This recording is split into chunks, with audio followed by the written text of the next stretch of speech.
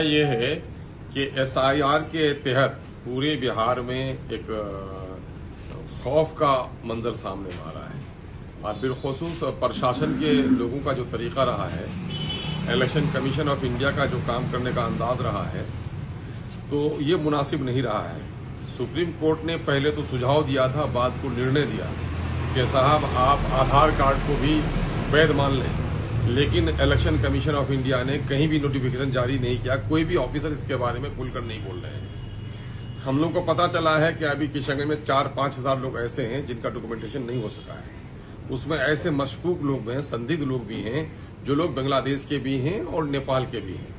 एक मामला तो ये है, सहानुभूति होनी चाहिए हमारे साथ उनके साथ कि भाई नेपाल से आपने शादी होने दिया, नेपाल के साथ कभी रोक नहीं लगाया, तो नेपाल के बारे में भी स्टैंड क्लियर होना चाहिए कि जिन लोगों के शादी ब्याह हो गए, बाल बच्चे हो गए, उनका मामला क्लियर होना चाहिए।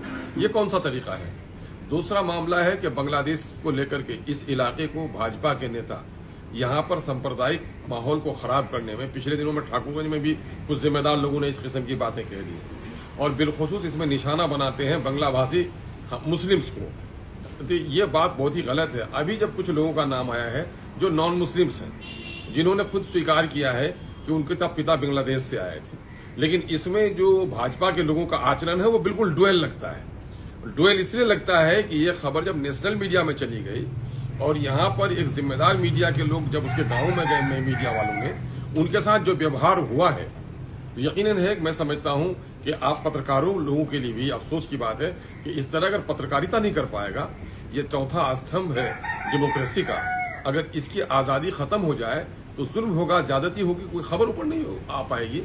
इसलिए जो उनके साथ दुर्व्यवहार हुआ है, मैं उसकी भी निंदा करता हूं, लेकिन मैं भाजपा के लोगों से ये कहना चाहता हूं कि आपका डुअल कैरेक्टर क्यों सामने में आता है?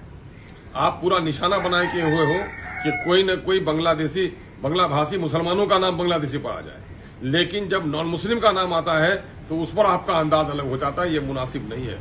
मैं प्रशासन के लोगों से भी मुतालबा करता हूं कि मीडिया के लोगों को, जो मीडिया काम कर रहे हैं सच्चाई के साथ, जो दिग्विजय करते हैं, दलाली करते हैं, उनका जो लोग असर करें, लेकिन ऐसे मीडिया के लोग, मैं मीडिया को गोया एक सर्टिफिकेट हासिल है कि उन्होंने अब तक इस अल्प अवधि में जो अपना स्थान प्राप्त किया है और उनकी न्यूज की जो सत्यता है, उनकी जो खोजी पत्रकारिता है, और सीमांचल के मुद्दों को नहीं, बिहार के दूसरे मुद्दों को भी, चाहे राजनीतिक मुद्दे हों, उस मामले में जिस तरह से उसने खबरों की छान पटक कर ये किया है, तो मैं समझता हूँ बहुत सारे यूट्यूबर्स के लिए वो आइडियल बने हुए हैं।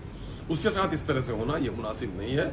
मैं कह रहा हूं अब भी एसआईआर के तहत अभी बिहार में 2 मामला चल रहा है। इधर एसआईआर की जंग लोग लड़ रहे हैं और दूसरी तरफ राजस्व महाअभियान का मामला है। राजस्व महाअभियान में भी लोगों को वो सुविधाएं प्राप्त नहीं हो रही हैं, वहां पर भी दलाली चल रही है। इस मामले को देखना चाहिए।